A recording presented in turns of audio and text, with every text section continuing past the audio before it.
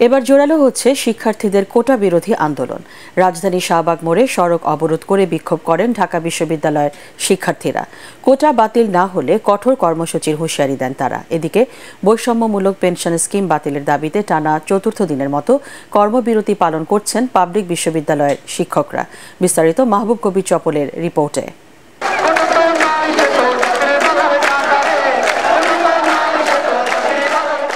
আবারও ছড়িয়ে পড়ছে কোটা বিরোধী আন্দোলন। বৃষ্টি উপেক্ষা করে রাজপথে সাধারণ শিক্ষার্থীরা। আপিল বিভাগও কোটা পদ্ধতি বহাল রাখায় ক্ষোভে ফেটে পড়েন ঢাকা বিশ্ববিদ্যালয়ের শিক্ষার্থীরা। অবস্থান নেন শাহবাগ মোড়ে। বন্ধ হয়ে যায় যান চলাচল। ভোগান্তিতে পড়েন সাধারণ মানুষ। 2018 সাল পর্যন্ত সরকারি চাকরিতে 56% কোটা ছিল। এর মধ্যে মুক্তিযোদ্ধা কোটা 30%, নারী ও জেলা কোটা 10%, ক্ষুদ্র জাতিগোষ্ঠী 5% ও প্রতিবন্ধী কোটা 1%। ওই সময় শিক্ষার্থীদের আন্দোলনের মুখে প্রথম ও দ্বিতীয় শ্রেণীর সরকারি চাকরিতে কোটা বাতিল করে সরকার, যা হাইকোর্টের আদেশে পুনর্বহাল হয়। যে রায় দিয়েছে ওটা কখনোই যৌক্তিক না। আমরা যেমন আমি কৃষকের ছেলে, তাহলে আমার কি হবে? 30% কোটা দিয়ে মুক্তিযোদ্ধাদের নাতি পুতি এবং কয়েক জেনারেশনের পর পর যে সুবিধাটা দেওয়া হচ্ছে, এই সুবিধাটার আমরা প্রয়োজন মনে করি না। আমরা কিন্তু কোনো মুক্তিযোদ্ধার বিপক্ষে নয়, তাই না? আমরা কোনো সরকারের বিপক্ষে নয়। আমরা আমাদের অধিকারের জন্য আন্দোলন করছি।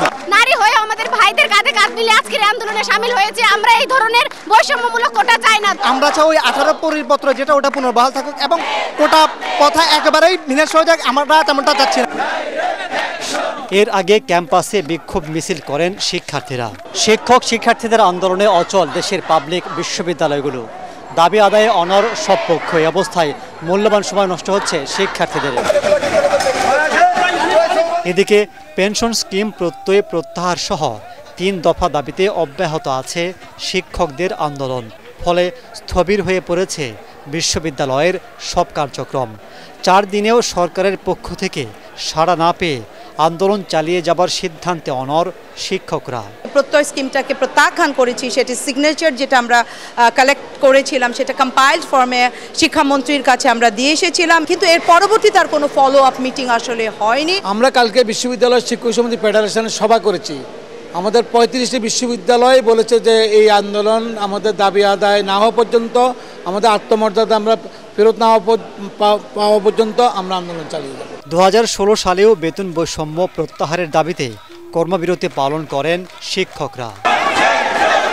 মাহবুব কবির চপল, ATN বাংলা, ঢাকা।